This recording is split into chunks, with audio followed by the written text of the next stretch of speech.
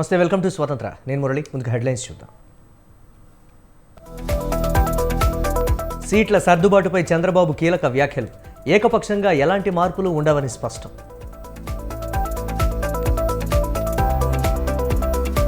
వాలంటీర్లపై సవతి ప్రేమ చూపిస్తున్నారు. చంద్రబాబు కుటిల వాగ్దానాలను ఎవరూ నమ్మరన్న పేర్ని నాని.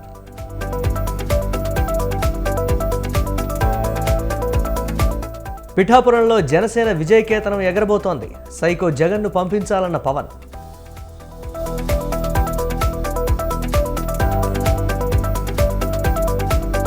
వచ్చే 5 ఏళ్లలో అమరావతిని రాజధాని చేస్తాం. విశాఖ స్టీల్ ప్లాంట్ ప్రైవేటీకరణ జరగదన్న సిద్ధార్థనాథ్.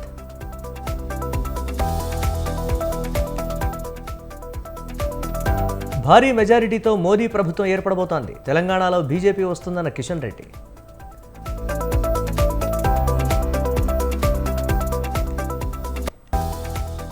లిక్కర్ కేసులో నాకు ఎలాంటి సంబంధం లేదు.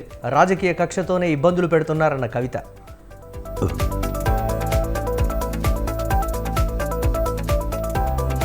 సీఎం అరవింద్ కేజ్రీవాల్కు చుక్కెదురు. పిటిషన్ను కొట్టివేసిన ఢిల్లీ హైకోర్టు.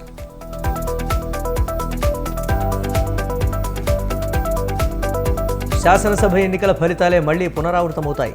గెలుపుపై ప్రధాని మోదీ ధీమా.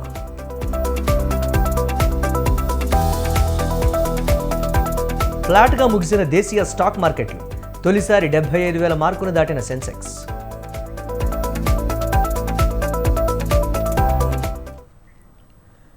సీట్ల సర్దుబాటుపై టీడీపీ అధినేత చంద్రబాబు నాయుడు కీలక వ్యాఖ్యలు చేశారు. కూటమిలో సీట్ల సర్దుబాటు చాలా వరకు పూర్తయిందని పేర్కొన్నారు. ఏకపక్షంగా ఎలాంటి మార్పులు ఉండవని స్పష్టం చేశారు. టీడీపీ, బీజేపీ, జనసేన పార్టీలు ఉమ్మడిగా ఎన్నికలకు వెళ్తున్న నేపథ్యంలో పలు నియోజకవర్గాల్లో సీట్లు దక్కని నేతల నుంచి అసంతృప్తి వెలువడుతోంది. ఇటు టీడీపీలోనూ అటు జనసేనలోనూ ఇలాంటి వాతావరణమే కనిపిస్తోంది. సీట్ల కేటాయింపులు పూర్తయినా పలుచోట్ల అభ్యర్థులను మార్చాలని, తమ పార్టీకే సీట్లు ఇవ్వాలని నేతలు ఆందోళనలు చేస్తున్నారు. ఈ నేపథ్యంలో చంద్రబాబు వ్యాఖ్యలు ప్రాధాన్యతను సంతరించుకున్నాయి. మాది ఎలక్షన్ సూపర్ 6 క్యాన్సిల్ చేసి ఇప్పుడు కొత్త మేనిఫెస్టో చేస్తున్నారు అని ఈనాడుది వీళ్ళు వేసేసారు. ఇమ్మీడియట్ తాజా వార్త అంటే వీళ్ళు ఎంత ఇదైపోయారు, నేరస్తులు అయిపోయారంటే నాకు అర్థం కావడం లేదు. ఇన్ని జరుగుతున్నాయంటే ఇంకా ప్రజలు మభ్య పెట్టేదని ప్రయత్నం చేస్తున్నారు. ఏదైనా ఒకటి చేస్తే నా పేరుతో ఒకసారి ఒక లెటర్ రాసేశారు. బీజేపీతో పొత్తు తాత్కాలికం, వాళ్ళు పోలవరం ఇవ్వరు, అమరావతి ఇవ్వరు, కాబట్టి ఈ పొత్తు ఉండదు. పురంధేశ్వరి రాజీనామా చేసింది. ఇవి వీళ్ళు వేసే వార్తలు. ఇంకొక వార్త కూడా మా ఇద్దరికి ఎదురు రాశారు. పవన్ కళ్యాణ్ది, నాది, ఇవన్నీ ఒక అలవాటు చేసుకున్నారు. 420s అన్నీ పేటీఎం బ్యాచ్ పెట్టుకున్నారు. ఈ రెండు తప్పుడు పనులు చేస్తున్నారు.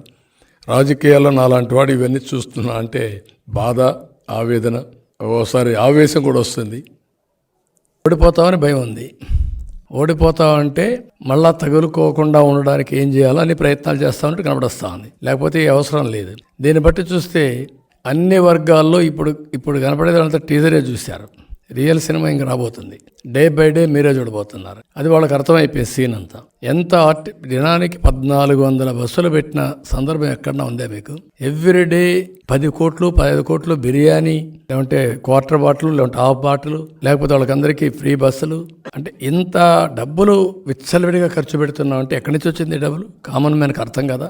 ఎక్కడి నుంచి వస్తుంది? నేను వ్యవసాయం చేసావా, వ్యాపారం చేసావా, ఎక్కడ సంపాదించావు డబ్బులు? సంపాదించి ఎక్కడ ఖర్చు పెడుతున్నావు? ఈ సిద్ధం అంటూ తిరుగుతూ ఇవన్నీ చేసి నీళ్లు ఇవ్వకుండా మభ్యపెట్టే, ఇంకా పోలీసుల్ని బెదిరించి బ్లాక్మెయిల్ చేసి కొంతమంది టెయింటెడ్ ఆఫీసర్లు పెట్టుకొని వాళ్ళ ద్వారా ప్రెషర్ మౌంటప్ చేస్తున్నారు. I'm very clear. ఏది పనిచేయదు. మీరే చూడబోతున్నారు రేపటి నుంచి. డబ్బుల బంధం నుంచి బయట వస్తారు, వీళ్ళ రౌడీల నుంచి బయట వస్తారు. ప్రజలు ఒకటి అయిన తర్వాత వీళ్ళు పారిపోతారు. గుర్తుపెట్టుకోండి. వీళ్ళ బుకాయింపులు, వీళ్ళ బెదిరింపులు, భయభ్రాంతులు చేయడం ఒక స్టేజ్ వరకే. ఒక స్టేజ్ దాటిన తర్వాత ఈరోజు మీరు ఎన్నికలు వచ్చిన తర్వాత మీరు చూస్తున్నారు, సెక్షన్ బై సెక్షన్ ముందుకు వస్తున్నారు. నేను ఇంకోటి కూడా అప్పీల్ చేస్తున్నా. చాలామంది ముందుకు వస్తున్నారు, ఇప్పటికే వచ్చారు. ప్రతి ఒక్కరూ రావాల్సిన అవసరం ఉంది. ప్రతి ఒక్క ఇంటి పైన కూడా ఈ కూటమి జెండాలు కట్టాల్సిన అవసరం ఉంది. మేము పిలిస్తే మీరు రావడం కాదు, వాలంటరీగా స్వచ్ఛందంగా మీరే వచ్చి మమ్మల్ని నడిపించాల్సిన బాధ్యత మీ మీద ఉంది. మీ భద్రత కోసం, మీ భవిష్యత్తు కోసరం, మీ పిల్లల భవిష్యత్తు కోసరం, ఈ రాష్ట్ర భవిష్యత్తు కోసరం మేము చేసే పోరాటం. ఈ రాష్ట్రాన్ని కాపాడుకోవడంలో మీ యొక్క కాంట్రిబ్యూషన్ ఉండాలి. ఆ కాంట్రిబ్యూషన్ అనేది మీరు రాలేకపోతే ఆర్థికంగా చేస్తారా, వచ్చి ఆర్థికంగా హెల్ప్ చేస్తారా? ఒక నెల ఇక్కడే ఉండి ఈరోజు రాష్ట్రంలో నష్టపోని వర్గం అంటూ లేదు, నష్టపోని వ్యక్తి కూడా లేడు. నేను చూస్తే చాలా భయంకరంగా ఎవరైనా పాపం 10 రూపాయలు ఎప్పుడన్నా ఎలక్షన్లో ఇచ్చేవాళ్ళు కూడా ఈసారి ఇవ్వలేని స్థాయికి వెళ్ళిపోయారు. అంటే దానికి కారణం ఏంటంటే ఈ యొక్క ఇతను చేసే దౌర్జన్యం, అరాచకాలు.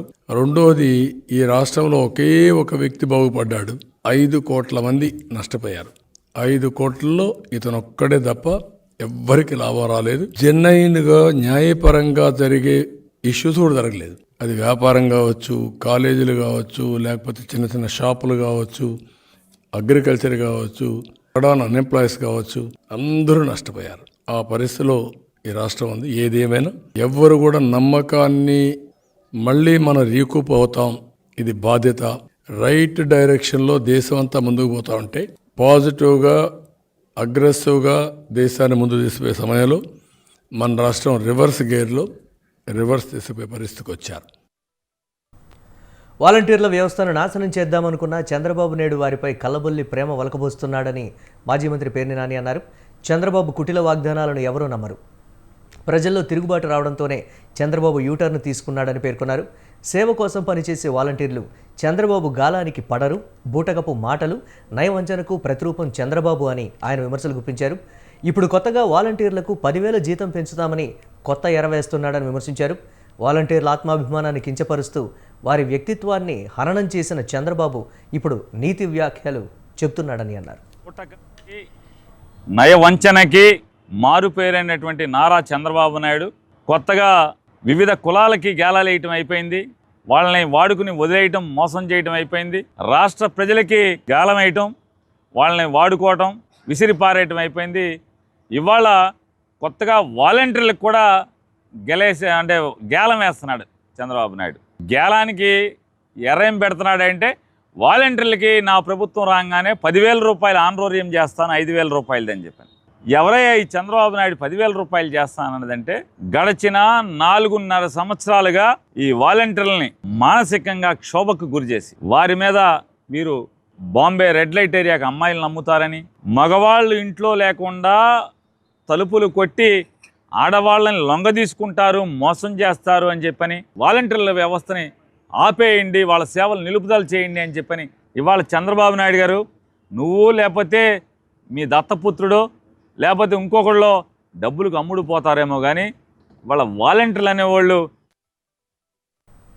విశాఖ స్టీల్ ప్లాంట్ ప్రైవేటీకరణపై బీజేపీ నేత సిద్ధార్థనాథ్ సింగ్ సంచలన వ్యాఖ్యలు చేశారు. విశాఖ స్టీల్ ప్లాంట్ ప్రైవేటీకరణ జరగదని సిద్ధార్థనాథ్ సింగ్ తెలిపారు. విశాఖ స్టీల్ ప్లాంట్ అభివృద్ధికి ప్రభుత్వం మరింత కట్టుబడి ఉందని ఆయన తెలిపారు. విశాఖ స్టీల్ ప్లాంట్ లాభాల బాట పట్టడానికి కేంద్ర ప్రభుత్వం చేయూతనిస్తుందని చెప్పారు. రాజధానిగా అమరావతి నిర్మాణం కూడా పూర్తవుతుందని సిద్ధార్థనాథ్ సింగ్ తెలిపారు. రాజధాని నిర్మాణపు పనులు కూటమి ప్రభుత్వం ఏర్పాటు కాగానే శరవేగంగా జరుగుతాయని ఆయన హామీ ఇచ్చారు.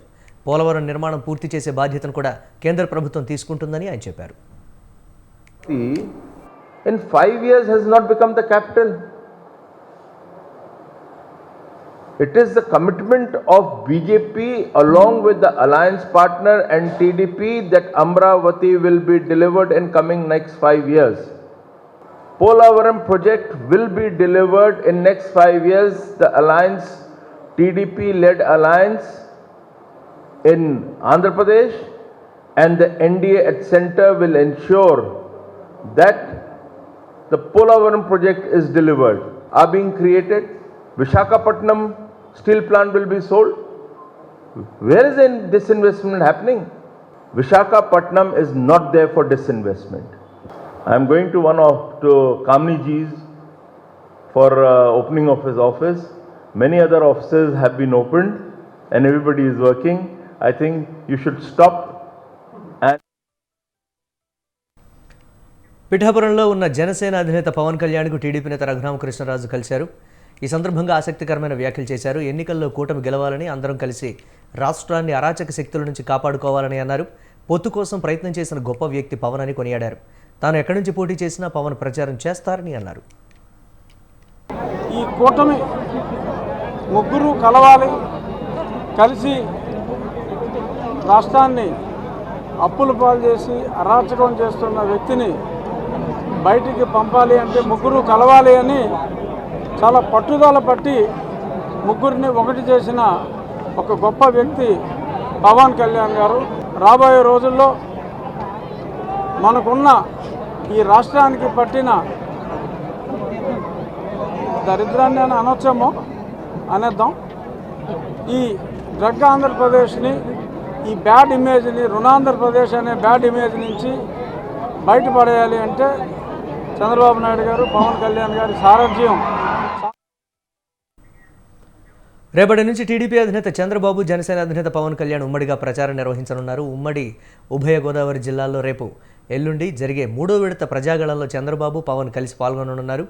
రేపు తణుకు, నిడదవోలు నియోజకవర్గాల్లో చంద్రబాబు, పవన్ కళ్యాణ్ కలిసి ప్రజాగళం సభలో పాల్గొంటారు. ఈ నెల 11న పి గన్నవరం, అమలాపురం నియోజకవర్గాల్లో ఉమ్మడి ప్రచారం చేస్తారు. మరోవైపు ఏప్రిల్ 14వ తేదీన పవన్ కళ్యాణ్ తెనాలిలో పర్యటించనున్నారు. ఇప్పటి వరకు విడివిడిగా ప్రచారం చేసిన ఇద్దరు అగ్రనేతలు ఇప్పుడు ఉమ్మడిగా ప్రచార పర్వంలోకి దిగడంతో రాష్ట్రంలో పొలిటికల్ హీట్ వేడెక్కనుంది.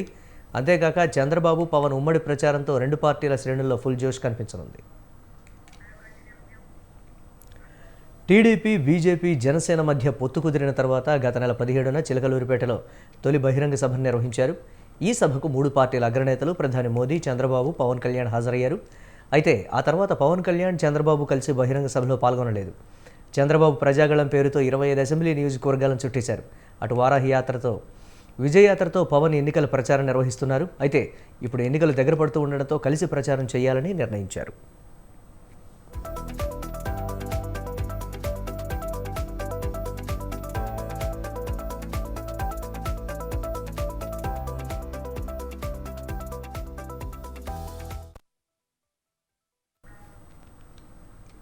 పాత గ్యారంటీలు అమలు చేయకుండా రాహుల్ కొత్త హామీలు ఇస్తున్నారని బీజేపీ రాష్ట్ర అధ్యక్షుడు కిషన్ రెడ్డి అన్నారు. తెలంగాణలో దొంగలు పోయి గజ దొంగలు వచ్చారని విమర్శించారు. కాంగ్రెస్ ఇంతవరకు రుణమాఫీ చేయలేదని అన్నారు. బీజేపీలో పలువురు నాయకులు చేరారు. వారిని కిషన్ రెడ్డి, లక్ష్మణులు బీజేపీ కండువా కప్పి పార్టీలోకి ఆహ్వానించారు. రాష్ట్రంలో బీఆర్ఎస్ది ముగిసిన అధ్యాయమని బీజేపీ ఎంపీ లక్ష్మణ్ అన్నారు. బీఆర్ఎస్ ఒక్క సీటు కూడా గెలవదని చెప్పారు. బీఆర్ఎస్, కాంగ్రెస్ పార్టీలకు ఓటు వేస్తే మురిగిపోతుందన్నారు. తెలంగాణలో కాంగ్రెస్ మటుమాయం ఖాయమని జోస్యం చెప్పారు.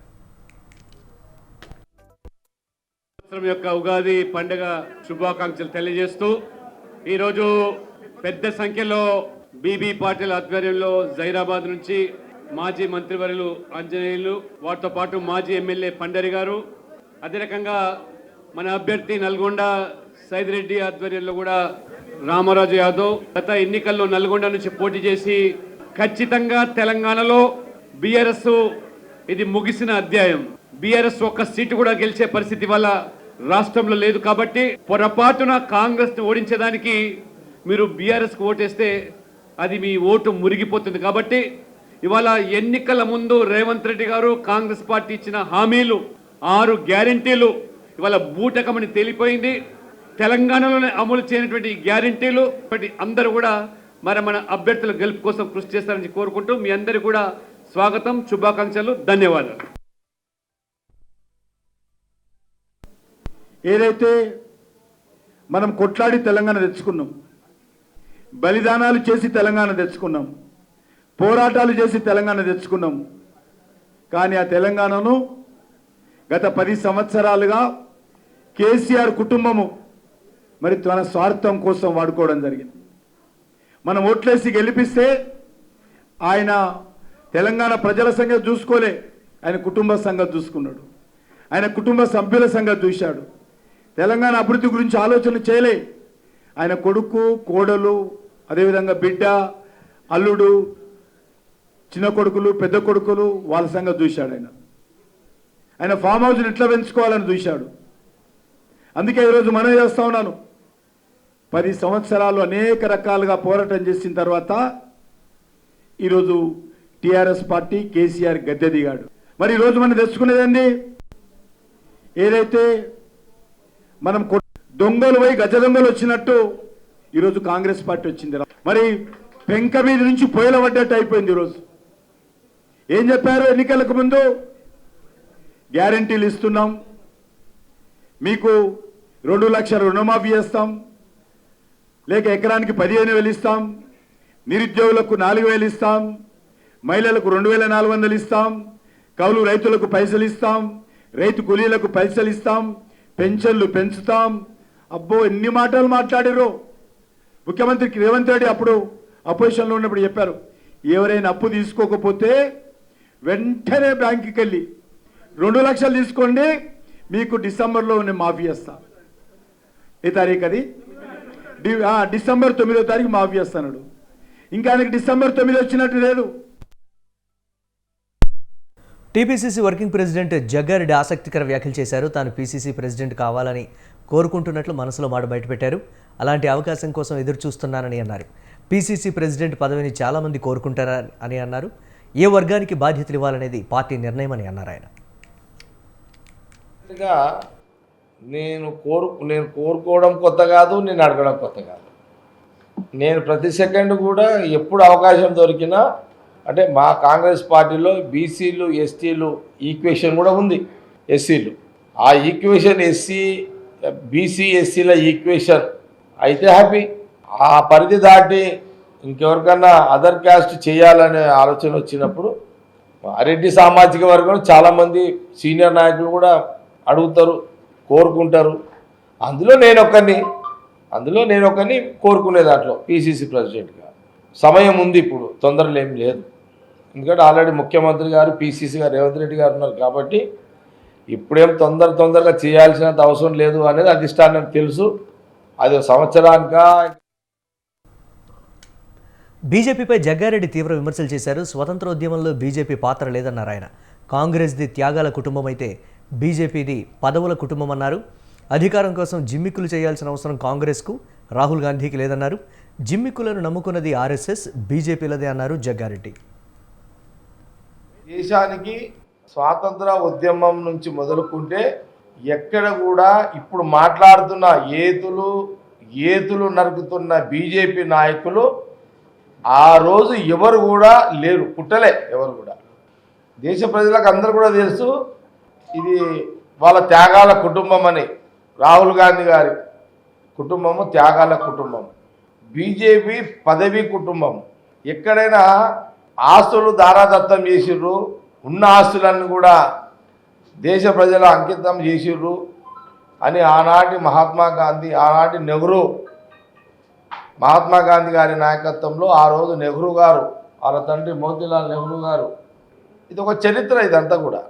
కాబట్టి ఇదందరం కూడా ప్రజలందరూ కూడా గమనించాలి. ఇదంతా కూడా అధికారం కావాలనుకుంటే ఎన్నో జిమ్మికులు చేయొచ్చు, కానీ జిమ్మికులతో రాజ్యాధికారం చేయాలనే తపన ఆలోచన రాహుల్ గాంధీ గారికి ఉండదు. అలాంటి పుట్టుక రాహుల్ గాంధీ గారిది కాదు. జిమ్మికులతో అధికారం ఎక్కాలి, ఏదో రకంగా పీట మీద కూర్చోవాలనే ఒక తత్వము ఆర్ఎస్ఎస్ డైరెక్షన్లో బీజేపీ ప్రధానమంత్రి మోడీ, అమిత్ షాది.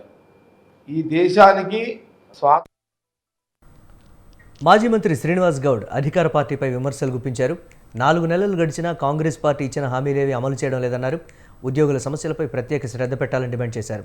ఉద్యోగులకు హెల్త్ కార్డులు ఇవ్వాలన్నారు. ఉద్యోగులకు హెల్త్ పాలసీ రూపొందించి వారికి కార్పొరేట్ వైద్యం అందించాలన్నారు. పాత పెన్షన్ విధానాన్ని తెస్తామన్న కాంగ్రెస్ తమ హామీని నిలబెట్టుకోవాలని శ్రీనివాస్ గౌడ్ డిమాండ్ చేశారు. ప్రభుత్వం అధికారంలో రావడానికి మరి ఉద్యోగుల విషయంలో చాలా హామీలు ఇవ్వడం జరిగింది. మరి 4 నెలలు గడిచిపోయింది. డిసెంబర్, జనవరి, ఫిబ్రవరి, మార్చి. ఇక 100 రోజుల తర్వాత ప్రభుత్వం ఎన్నో కార్యక్రమాలు చేస్తామంటుంది. సరే, ఏది చేసినా ఉద్యోగుల సమస్యలపైన ప్రత్యేకంగా దృష్టి పెట్టి రేపటి నుంచే కార్యాచరణ వాళ్ళకు ఒక్కొక్కటి మీరు ఇచ్చిన హామీలు అమలు చేయాలని చెప్పి ప్రభుత్వాన్ని మేము డిమాండ్ చేస్తూ ఉన్నాం. ముఖ్యంగా హెల్త్ కార్డ్స్ విషయంలో మేము కొన్ని చేసినా ఇంకా చాలా చేయాల్సి ఉన్నాయి. కొత్త ప్రభుత్వం ఒక మంచి పాలసీ తెస్తామన్నారు. మరి ఇప్పటివరకు కూడా హెల్త్ పాలసీ పైన, హెల్త్ కార్డ్స్ పైన, హెల్త్ ఉద్యోగులతో పాటు జర్నలిస్టులకు కూడా ముడిపడింది కనుక వాటిని వెంటనే కార్పొరేట్ వైద్యం చేయించేటట్లు వారికి ప్రభుత్వం చర్యలు చేపట్టాలా. పాత పెన్షన్ విధానాన్ని తీసుకొస్తాం ఖచ్చితంగా అని చెప్పడం జరిగింది. కొత్త పెన్షన్ విధానాన్ని రద్దు చేసి ఓపీఎస్, ఓల్డ్ పెన్షన్ స్కీమ్ తీస్తామని చెప్పడం జరిగింది కనుక వాటిపై కూడా కార్యాచరణ సిద్ధం చేయాలి. కొత్తగా వచ్చిన ప్రభుత్వం అధికారంలో రావడానికి మరి ఉద్యోగులు ప్రజాప్రభుత్వంలో రైతులకు ఇబ్బందులు రానివ్వబోమని అన్నారు మంత్రి కోమటిరెడ్డి వెంకటరెడ్డి. ఆర్ఆర్ఆర్ నిర్మాణంలో రైతులకు ఇబ్బందులు కలగకుండా అన్ని చర్యలు చేపట్టామని తెలిపారు. అలాగే ఆర్ఆర్ఆర్లో భూములు కోల్పోతున్న గజ్వేల్ నియోజకవర్గంలోని వివిధ గ్రామాలకు చెందిన దాదాపు 500 మంది రైతులు మంత్రి కోమటిరెడ్డి వెంకటరెడ్డిని కలిశారు. గత ప్రభుత్వం అనాలోచితంగా నిర్మించిన ప్రాజెక్టు వల్ల ప్రజాధనం వృధా కావడమే కాకుండా రైతులు బాధితులుగా మారారని ఆయన ఆవేదన వ్యక్తం చేశారు.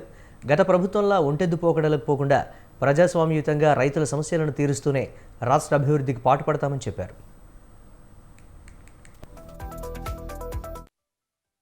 చిన్న పెద్ద తేడా లేకుండా అప్పుడు ఏంటంటే ముఖ్యమంత్రి ఒకడే, మంత్రులు ఓడు కలిసేది లేదు. కలిస్తే ఆయన కొడుకు అల్లుడే, ఆ అల్లుని కూడా మధ్యలో కొన్ని రోజులు కట్ చేసి మళ్ళీ పరిస్థితి బాగాలేదు మళ్ళీ దగ్గర తీసిన హరీష్ రావు అంటానికి. ఆయన ఇవాళ మాట్లాడుతూ ఎన్ని రోజులు ఉంటుంది తెలియదు ప్రభుత్వం అని. నీ ప్రభుత్వం కాదురా నాయన, నీ పార్టీ సగం జైల్లోకి పోయింది, ఇక సగం మిగిలింది. ఇక మిగిలిన ఎంక్వైరీలు అయితే అసలు మీ కుటుంబమే ఉండదు. ఈ కాంగ్రెస్ పార్టీ 140 ఏళ్ళకి వెళ్ళి 10 ఏళ్ళ అధికారం ఉంటుంది, పోయినా మళ్ళీ అధికారంలోకి వస్తుంది తప్ప ఈ పార్టీ మనం పోవాల్సిందే. నువ్వు నేను కేసీఆర్ అందరం పోవాల్సింది తప్ప కాంగ్రెస్ పార్టీ ఎక్కడ పోదు.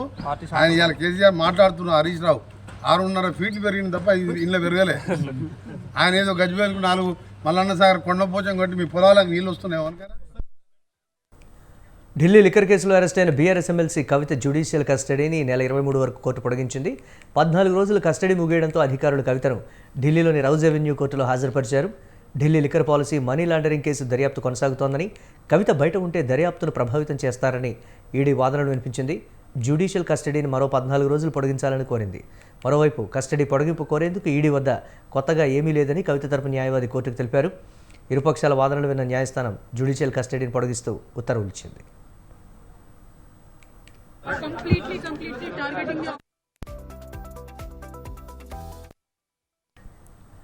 ఎమ్మెల్సీ కవిత జైలు నుంచి లేఖ విడుదల చేశారు. కేసుకు సంబంధించి 4 పేజీల లేఖను విడుదల చేశారు. కోర్టులో చెప్పదలుచుకున్న అంశాలను లేఖలో రాశానన్నారు. తనపై తప్పుడు కేసులు పెట్టారని, తాను తప్పు చేశాననడానికి ఆధారాలు లేవని కవిత లేఖలో పేర్కొన్నారు. వేరే వ్యక్తుల స్టేట్మెంట్ ఆధారంగా తనను అరెస్టు చేశారని చెప్పారు. ఢిల్లీ లిక్కర్ స్కామ్ కేసులో 2.5 ఏళ్ల విచారణలో తనకు వ్యతిరేకంగా ఎలాంటి ఆధారాలు దొరకలేదని కవిత చెప్పారు. తనను జైల్లో సిబిఐ ప్రశ్నించిందని లేఖలో పేర్కొన్నారు.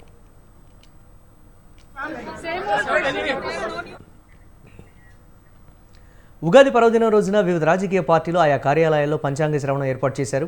ఈ ఏడాది ఎలా దేశ రాష్ట్ర పరిస్థితులతో పాటు ఆయా పార్టీల భవిష్యత్తు ఎలా ఉండబోతోందో పండితులు చెప్పారు. బీఆర్ఎస్, తెలంగాణ బీజేపీ కార్యాలయాల్లోనూ పంచాంగ శ్రవణ కార్యక్రమం నిర్వహించారు. ఏపీలో టీడీపీ పంచాంగ శ్రవణ కార్యక్రమం నిర్వహించగా ముఖ్యమంత్రి జగన్, పవన్ కళ్యాణ్ ఉగాది వేడుకల్లో పాల్గొన్నారు.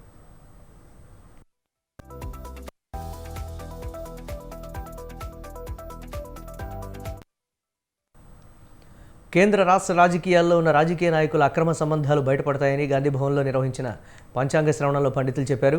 తెలుగు రాష్ట్రాల్లో గత ప్రభుత్వంలో చేసిన భూ స్కామ్లు, అవినీతి బయటపడుతుందని, స్కామ్లలో కొందరు నాయకులు అరెస్ట్ అవుతారని చెప్పారు. దేవాలయాల అభివృద్ధి జరుగుతుందని, దేశ రాజకీయాల్లో చాలా మార్పులు జరుగుతాయని పేర్కొన్నారు. కొంతమంది ప్రముఖ నేతలు కనుమరుగవుతారని చెప్పారు. వచ్చే సంవత్సరం వరకు రేవంత్ రెడ్డికి జాతకం బాగుందని, వచ్చే సంవత్సరం వరకు ఆయన్ని ఎవరూ ఏమీ చేయలేరని, రాహుల్ గాంధీ కొన్ని అనూహ్య స్థానాలు గెలుచుకుంటారని తెలిపారు.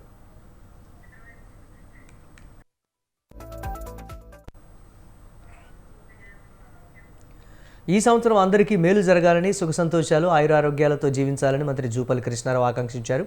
జీవితంలో ఎదురయ్యే ఒడిదుడుకులను దాటాలని షడ్రుచుల ఉగాది పచ్చడి సూచిస్తుందన్నారు. రవీంద్ర భారతిలో జరిగిన ఉగాది వేడుకల్లో మంత్రి మాట్లాడారు. రాష్ట్ర దేవాదాయ ధర్మాదాయ శాఖ, భాష, సాంస్కృతిక శాఖలు సంయుక్తంగా వేడుకలను వైభవంగా నిర్వహించాయి. వేడుకలకు హాజరైన వారికి సిఎస్ శాంతికుమారి స్వాగతం పలికారు. బాచంపల్లి సంతోష్ కుమార్ శాస్త్రి పంచాంగ పఠనం చేశారు. Shadnagar MLA Shankar, BC commission chairman Krishnamohan తదితరులు పాల్గొన్నారు.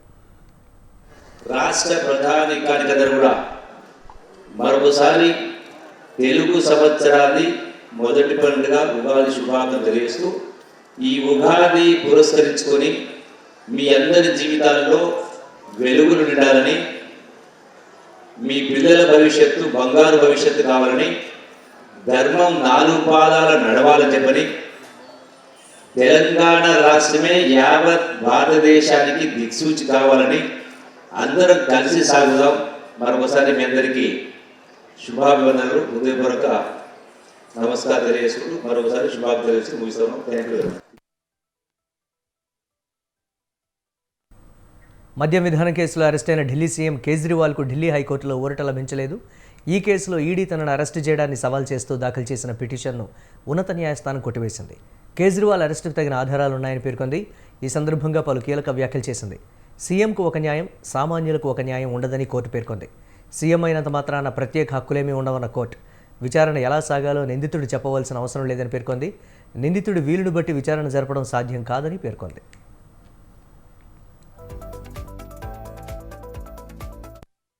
शराब घोटाला तो भारतीय जनता पार्टी ने किया है, वहां तो मनी ट्रेल मिल गया, 60 करोड़ का मनी ट्रेल मिल गया, लेकिन कोई कार्रवाई अब तक भारतीय जनता पार्टी के नेताओं पर नहीं हुई। और अरविंद केजरीवाल जी के मामले में झूठे गवाह तैयार किए जाते हैं, बेबुनियाद आरोप लगाए जाते हैं। 10-10 बयानों को छिपाकर षड्यंत्र के तहत 2 ही बयान कोर्ट के सामने लाए जाते हैं। 10 बयानों में से 8 बयान छिपाकर मात्र 2 बयान कोर्ट के सामने लाए जाते हैं। और मैं फिर से दोहरा रहा हूं, मगुंटा रेड्डी, राघव रेड्डी के 10 बयान थे। अंतिम 2 बयान में जैसे ही उन्होंने केजरीवाल जी का नाम लिया, లోక్సభ ఎన్నికల వేళ కీలక పరిణామాలు చోటు చేసుకున్నాయి. భారత ప్రధాన ఎన్నికల కమిషనర్ రాజీవ్ కుమార్కు జెడ్ కేటగిరీ కింద వీఐపీ భద్రత కల్పించింది ప్రభుత్వం. దీంతో సాయుధ కమాండో దళాలు ఆయనకు పూర్తి రక్షణ కల్పించనున్నాయి. ఎన్నికల నేపథ్యంలో పొంచి ఉన్న ముప్పును దృష్టిలో ఉంచుకొని ప్రభుత్వం ఈ నిర్ణయం తీసుకున్నట్లు అధికార వర్గాలు వెల్లడించాయి.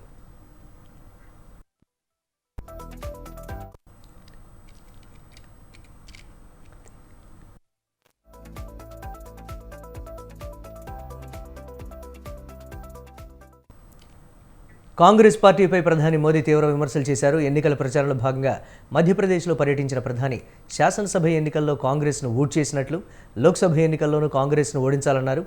లోక్సభ ఎన్నికల్లో కాంగ్రెస్ పార్టీ బీజేపీతో తలపడడం లేదని, తనతో తానే తలపడుతోందని అన్నారు. 2024 లోక్సభ ఎన్నికలు 21వ శతాబ్దపు భారతదేశపు కీలక ఎన్నికలన్నారు ప్రధాని మోదీ. ఇవి కేవలం ఎవరు ఎంపీ అవుతారు, ఎవరు కారో తేల్చే ఎన్నికలు కావన్నారు.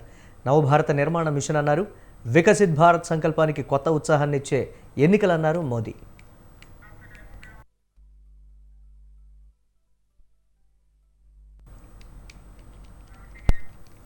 కొత్త ఆర్థిక సంవత్సరంలో దూసుకుపోతున్న దేశీయ సూచీలు మంగళవారం నష్టాలను చవిచూశాయి. ఉదయం లాభాలతో ప్రారంభమైన సెన్సెక్స్ సరికొత్త రికార్డును సృష్టించింది. సెన్సెక్స్ 75,000 మైలురాయిని దాటింది. చివరిలో మదుపరులు అమ్మకాలకు దిగడంతో దేశీయ సూచీలు నష్టాలతో ముగిశాయి. 75,000 మైలురాయిని దాటిన సెన్సెక్స్ ఒక దశలో 75,124 వద్ద ఇంట్రాడే హైకి చేరింది. ఉదయం అంతా లాభంలోనే కదలాడింది. మధ్యాహ్నం తర్వాత మదుపరుల అమ్మకాలకు దిగడంతో క్రమంగా నష్టాల్లోకి జారుకుంది. చివరకు 58 పాయింట్ల నష్టంతో 74,683 వద్ద రోజును ముగించింది. ఇక నిఫ్టీ కూడా 23.55 పాయింట్లు నష్టపోయి 22,642 వద్ద రోజును ముగించింది.